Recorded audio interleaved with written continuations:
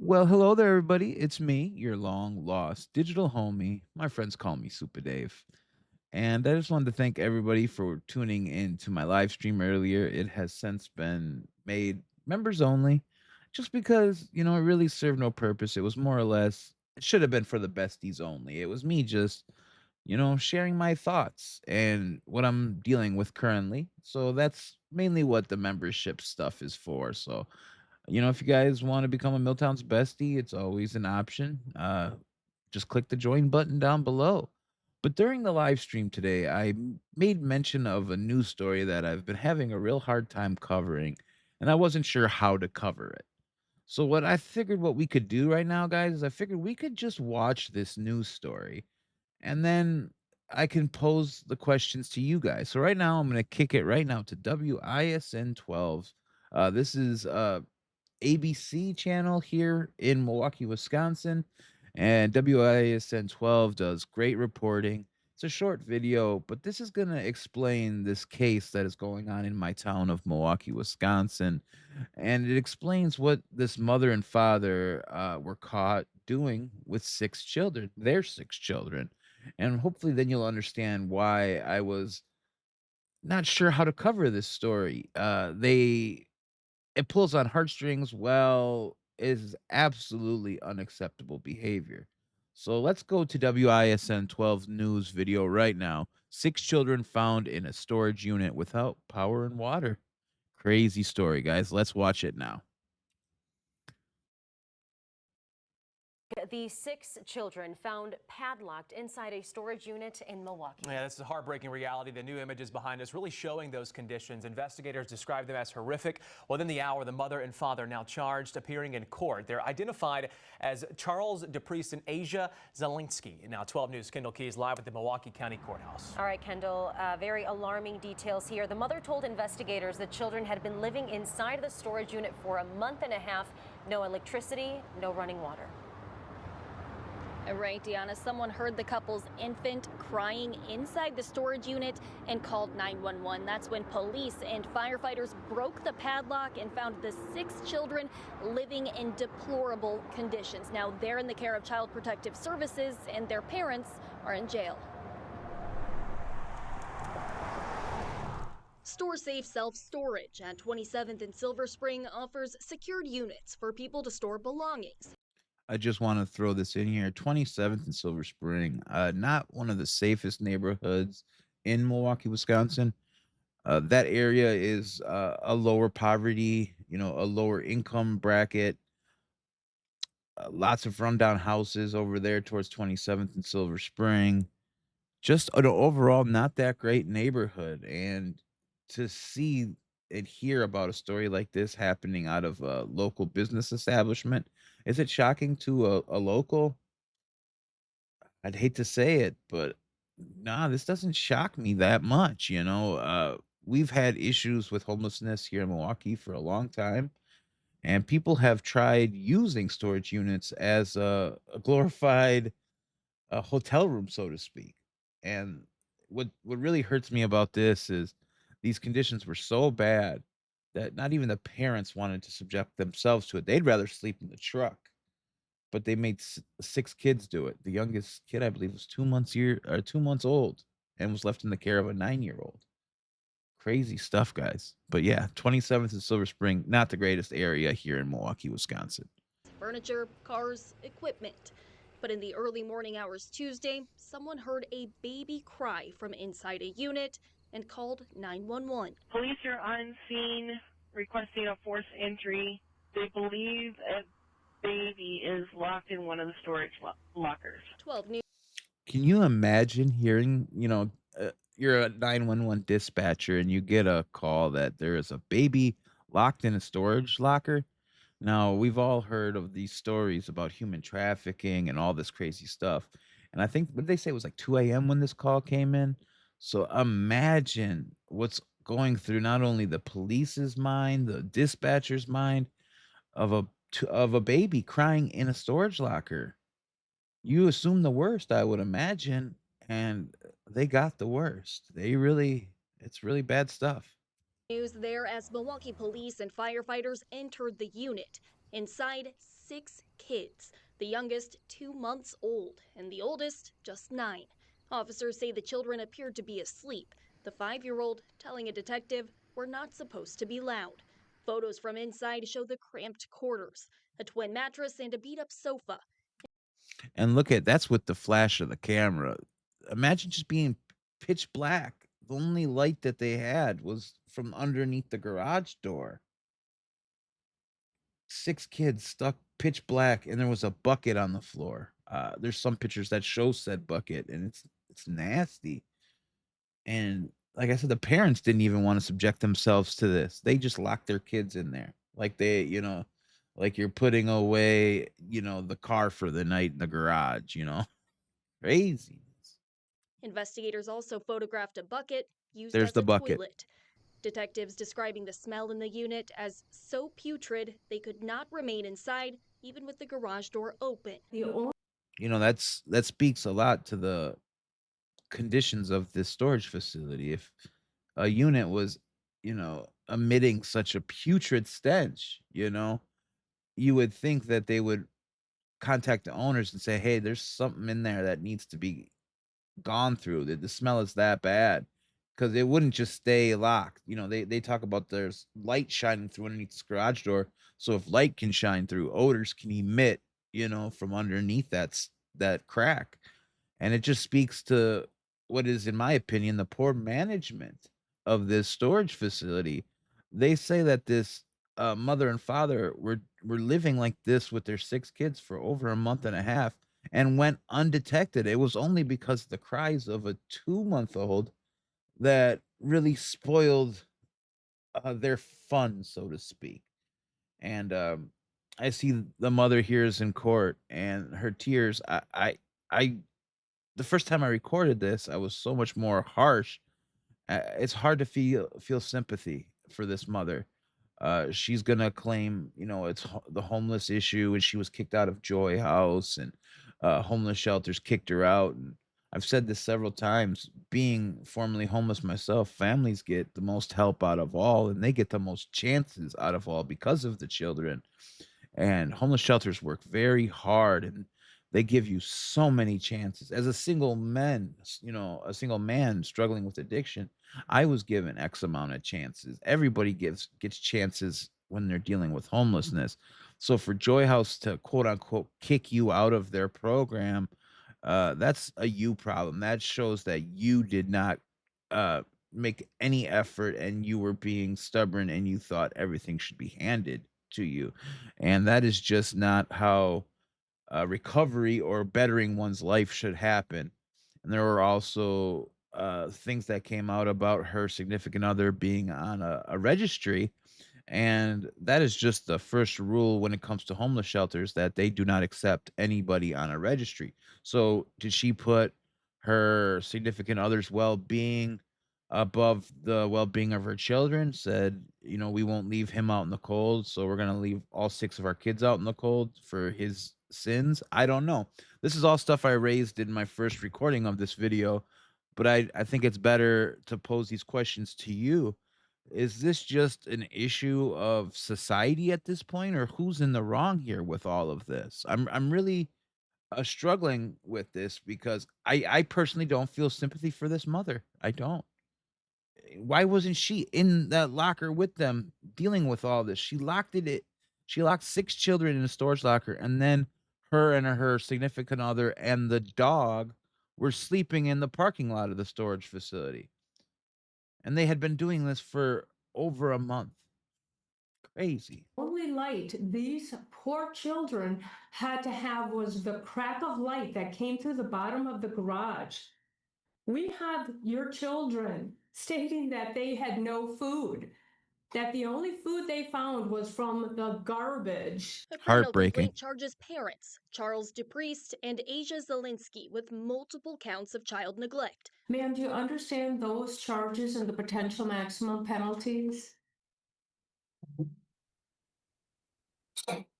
Yes, ma'am. Investigators found the parents sleeping in a Ford Expedition in the parking lot with their dog. One of the children told police she was upset the dog got to sleep in the car while she and her siblings slept in the unit. Can you imagine being that child and thinking that the dog is more loved than you are because the dog gets to sleep in a vehicle and you're locked in a storage unit? The permanent scarring that these children are going to have to deal with. And I'm supposed to be sorry for this mother's tears? The mother's the victim. I know I need to practice more sympathy, and I'm sympathetic to certain things, but having been homeless and suffered all of it, and while I didn't have 6 mouths to feed, I understand responsibility, and I understand I was never in a position to feed children. I was taught that if you cannot afford a child, uh, don't have unprotected sex. I've never looked at children as a means to a paycheck. Not saying that's what this mother did, but it's reported that she was receiving Social Security disability checks for 2 of her children, as well as hundreds upon hundreds of dollars in food care or food share benefits, and was still uh, living this way while getting help from various shelters and good-willed people. And at some point, when is it a you problem, right? At some point, you got to look inward, right? That is my big thing. Is I tell everybody, examine your situation from an outside perspective. Asking others to do that have really put me in some very weird predicaments, and but it doesn't make the statement any less true. At some point, you got to stand out of your skin and look at your situation from an outside perspective and say, "Hey, how does this look from an outside perspective? Is it a me problem?" And I see a mother here in tears after she was caught, not when she's going through these hardships and saying, "I will do anything so my children don't have to sleep in a putrid storage unit." I who would lock their children? Imagine if that storage unit caught fire and they were locked in there. I believe at one point one of the children was interviewed and they said they don't know what they would do, how to get help if they needed it. Scars, permanent scars on these children. The middle row was completely empty, and the dog had the back row all to himself as these children slept in a locked storage container with one twin mattress on the floor. The 9-year-old Now, even the judge presiding over this case just said it. There was space in a car. I understand maybe not space for 6 children, but you could head to toes, you can make that work, and at least there's fresh air coming into a car. Makes me wonder what these parents, and again, this is all me making assumptions. I'm assuming now at this point because we've had no confirmation, but I wonder if there is a drug problem that these parents, out of sight, out of mind, lock their kids away in the storage unit at night and then tweaked all night in their car. Out of sight, out of mind. Kids are locked away. When the kids are locked away, the devil will play. Out comes illicit substances. Again, this is all me assuming, but I, I'm assuming because I don't know what besides drugs or very bad mental health would make a parent, a mother, someone who births these 6 children, would make her want to lock 6 kids away in a storage unit and then sleep in a car with her significant other and a dog. Like, they just wanted to tweak with the dog all night and, get into weirdo stuff. It seems like odd stuff, but again, that's me presuming because we had no, concrete, uh, confirmation that drugs are involved, but one thing that is 100% confirmed is there are some mental health issues here because there is absolutely no reason that would allow a mother to do this to their 6 children. tasked with taking care of his siblings, telling police he would not know how to get out in an emergency. This is horrific. I agree. Ma'am, I see you are broken up. I hope you realize how lucky you actually are that none of these children have died. Okay, well, Very. this is a story that's really just hard to wrap your mind around. Investigators say the family was receiving assistance. All right, Deanna, food stamps and $2,000 a month in Social Security benefits. Excuse me, $2,000 a month. I thought it was 2,000 for 2 kids, so that would have been I thought they were living off of about 4,000. But even still, $2,000 a month, that's rent. You could still rent a place for 2,000 that's big enough. If you had them living in a small storage unit, you could easily for 2,000 a month, you can easily find a two-bedroom apartment in a decent neighborhood in Milwaukee, Wisconsin. Seriously, there are still places in Milwaukee where you can get a decent in a good neighborhood, decent neighborhood, two-bedroom for about $1,000. It's still possible here. That still leaves you with all your food share and $1,000 living expenses. It could be done, but it makes one wonder where the financial issues are coming. Is it a money, a budgeting issue? But all these things, there are government programs that can help address these. So I know I should feel sorry and be more empathetic and sympathetic, but as somebody who's went through these programs and has benefited from these programs, it's like at some point the mother has to take the bull by the horns and say, I am going to correct my situation for not only myself, but my children, right? And am I wrong for saying that? Please tell me. I don't want to seem heartless here, but I want to seem like a realist. And I am a commentary channel, and it is my job to give my opinion on things. And while it may not be a vastly uh, approved opinion, it is my opinion, and I am entitled to it. Am I not? Let's finish this story out, everybody. Mom told investigators the family had gotten kicked out of Joy House, which is a shelter for women and children. And the Milwaukee Rescue Mission did confirm they were giving the family assistance in July, but said they verified the family had permanent housing before they left the shelter. Now, And that makes you wonder what happened to this permanent housing. I do know the rescue mission. They are a religious organization, not the most safe shelter in Milwaukee, Wisconsin by any means, but they do help. Uh, they feed you. Boy, does the rescue mission feed you. And as far as families, they really help families. Um, the rescue mission truly makes you sing for your supper. I know that sounds bad, but you do. You have to go to church and sing hymns. They truly make you sing for your supper at the rescue mission, but that doesn't mean they haven't helped thousands of people. And the rescue mission, they don't give up on you that easy. No shelters give up on mothers and children easy. It has to be repeated infractions and a willful disregard for the rules. And you have to show that you just don't want a better life.